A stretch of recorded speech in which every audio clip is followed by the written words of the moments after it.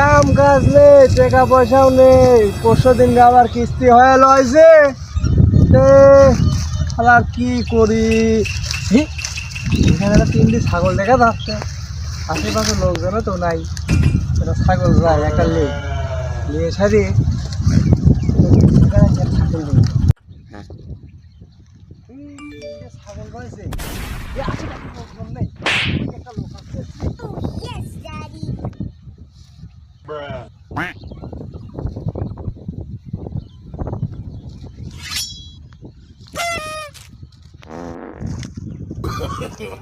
No, no, no, no.